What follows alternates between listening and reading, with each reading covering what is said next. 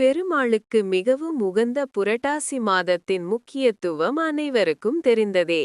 அந்த மாதத்தின் கடைசி நாளான அக்டோபர் 17ஆம் தேதி வெள்ளிக்கிழமையோடு சேர்ந்து ஏகாதசி திதியும் ஏற்படுவதால் அந்த நாள் ஒரு அதியுந்த சிறப்பு வாய்ந்த ஆன்மீக நாளாக கருதப்படுகிறது.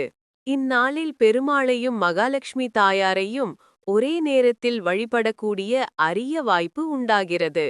அன்று அதிகாலை எழுந்தவுடன் மகாலட்சுமியின் ஆசியை பெற்றிட சுக்கிர பகவானின் அம்சமான தயிரை உடலில் தேய்த்து குளிக்க வேண்டும். பின்னர் காலை 6 மணி முதல் 7 மணிக்குள் ஒரு புதிய கல்லுப்பை அருகிலுள்ள கடையிலிருந்து வாங்கி வந்து அதை பூஜை அறையில் ஒரு தட்டில் பரப்பி அதன் நடுவே அகல் விளக்கில் நெய்யை ஊற்றி பஞ்சு திரியை வைத்து தீபம் ஏற்ற வேண்டும். இந்த தீபத்தை பெருமாள் அல்லது மகாலட்சுமியின் படத்திற்கு முன்பாக வைக்கலாம்.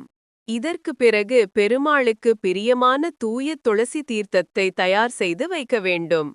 பின்னர் ஓம் நமோ நாராயணாய மற்றும் ஓம் ஸ்ரீம் லலிதம் லம்போதரம் என்னும் மந்திரங்களை தலா 27 முறை மனம் முவந்து கூற வேண்டும். இந்த மந்திரத்தை கூறுவதால் உள்ளார்ந்த சக்தி அதிகரிக்கும். வேண்டுதலுக்கு பிறகு பச்சை கற்பூரத்தை நுணுக்கி அதை தண்ணீரில் கலந்து வீட்டு மூலைகளிலும் முழு வீட்டிலும் தெளிக்க வேண்டும். இது வீட்டிலிருக்கும் அனைத்து எதிர்மறை சக்திகளையும் முற்றிலும் நீக்கும்.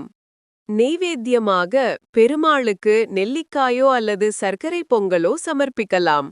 இந்த ஒரு நாளில் இந்த முறையை முழு மனதுடன் நம்பிக்கையுடன் செய்து வழிபட்டால் புரட்டாசி மாதம் முழுவதும் நாம் செய்யக்கூடிய வழிபாட்டிற்கு சமமான பலனை பெற முடியும் என்றும், பெருமாளின் பரிபூரண அருளால் குடும்பத்திலிருந்த வறுமை நீங்கி செல்வச் செழிப்புடன் வாழும் வாழ்விற்கு வழியமைந்து நினைத்த காரியங்கள் அனைத்தும் நடக்கும் என்றும் நம் முன்னோர் வலியுறுத்தியுள்ளனர்.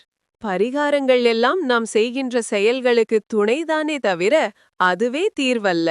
நன்றி.